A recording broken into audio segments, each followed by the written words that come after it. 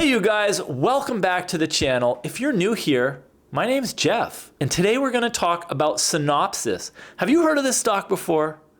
Do you know about this company? Synopsys, I think, is a kind of amazing company. When I bought it on the second day of January of this year, 2024, I didn't really know what this company is capable of. But now I have a better understanding of what's going on. So I just want to share that with you guys because you might be new to it. Before we get started, this is not investment advice. So you can give me a little feedback. Just type it down in the comments and let me know what you think if I'm understanding this correctly. Now, Synopsys is an EDA company, electronic design automation. In the old days when they made chips, semiconductor chips, they actually had engineers who worked in companies and they would use CAD programs to actually design how all the electronics would work on a chip. And they would try to fit as many of these little circuits onto a very small area as possible.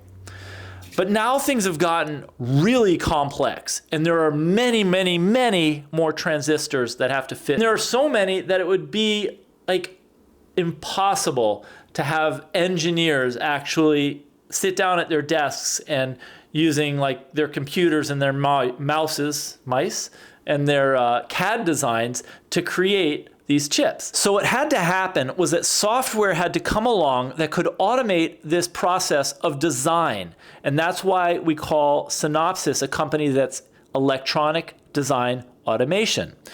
So at this recent the Nvidia party, I listened to an interview with Sassine Ghazi. He's the CEO of Synopsys.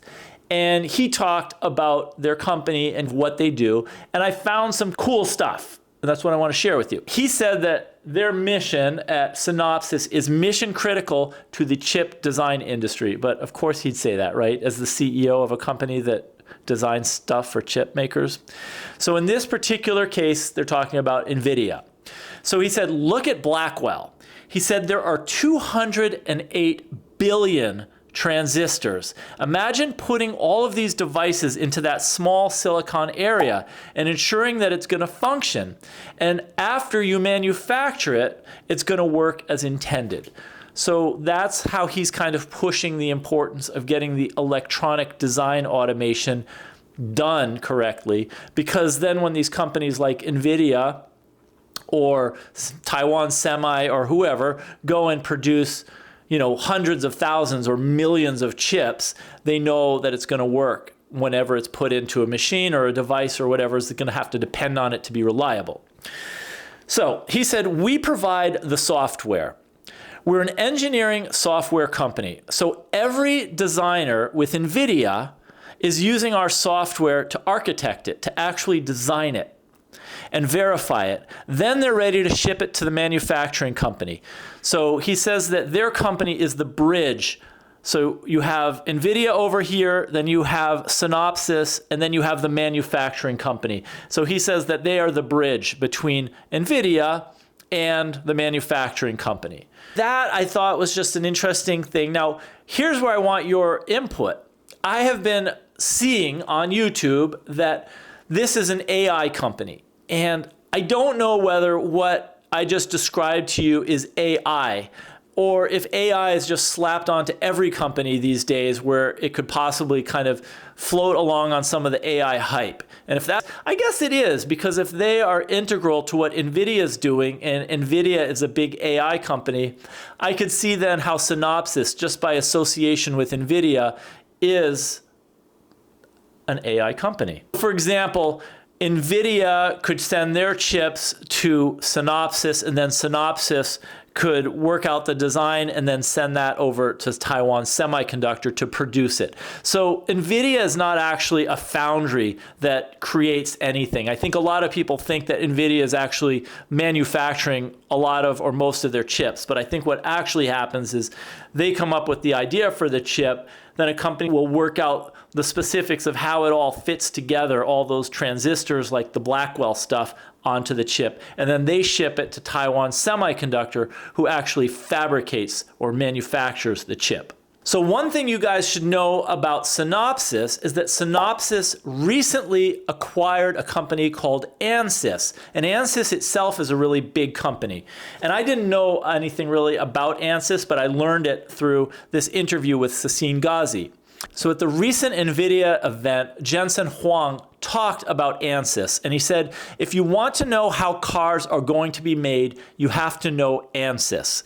So where Synopsys has been is in the electronics digital twin of the system.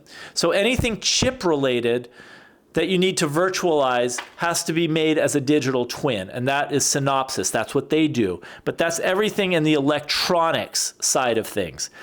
So if you are an automotive OEM, original equipment manufacturer, before you buy the chip, you want to make sure that the chip is going to work in the car. So that's where Synopsys has been. You can have the chip tested, you can make sure that everything works. Now, where ANSYS has been the leader is on the mechanical side of the anti-crash simulation. So if you're making cars and you want to do a crash test and see how well that car will perform in a crash, that is where you would use ANSYS, because their software is specifically targeting mechanical things in the real world. So they simulate multiple aspects of physics, whether it's mechanical or structural, etc. So you need to find out how these devices that EDA is creating chips for are going to respond in the real world, and that's where ANSYS comes in. So an interesting observation by Sassine Ghazi, he said, when devices are becoming smarter and smarter, you have chips that provide sensors and monitors of the system. But first, you need to figure out how it simulates in terms of the physical world. So Ghazi was saying that that is where Synopsys and ANSYS make a great combination, because one of them is based in the electronics and the design of the chips for the sensors and the monitors and all that stuff. But then you need to test the chip out in the real world, and that is ANSYS's strength. And he says that's where ANSYS and Synopsys will provide the virtual world of the future, where companies like Nvidia, etc., are able to provide the physical world of the future. And he also noted that crash tests are very expensive and they take a really long time. So just the cost, that's one part of it. All of the, say, automobiles that you have to submit to crashes, but the real cost, he felt, was the amount of time you have to wait to do actual crash tests in the real world. But if you use ANSYS, you have this ability to do crash tests in a mechanical sense, but you're able to computerize it and use chips to do it, so you can run all kinds of mechanical crash tests without actually using the physical automobile. Nvidia makes the most advanced computers in the world. Our computers are used for artificial intelligence, for physics simulation, for video games, of course. All of our customers are trying to discover their iPhone moment, to reinvent themselves, to revolutionize their industry, to become software-defined. Our partnership with ANSYS solves problems for our customers neither one of us could do alone, and bring solutions to customers that is impossible otherwise. We're at a point now where we're about to simulate at 1 million times higher performance than something we were able to do 10 years ago. 1 million times. And so our collaboration enables a new frontier. ANSYS and ourselves are pioneering this future in digital twins, which is really a simple way of saying the next phase, the next wave of artificial intelligence when robotics makes possible. Imagine every single product in the world with a digital twin that's running alongside it all the time. 1 billion cars, tens of millions of factories and plants and warehouses, fleets of robots all over the place, all have digital twins. And these digital twins allow the engineers to improve the artificial intelligence, improve the software, maintain the fleet, improve its throughput and capability and reliability for as long as the products live. That's completely transformative for our customers. We couldn't do it ourselves. ANSYS, together with us, can really solve the problems for our customers.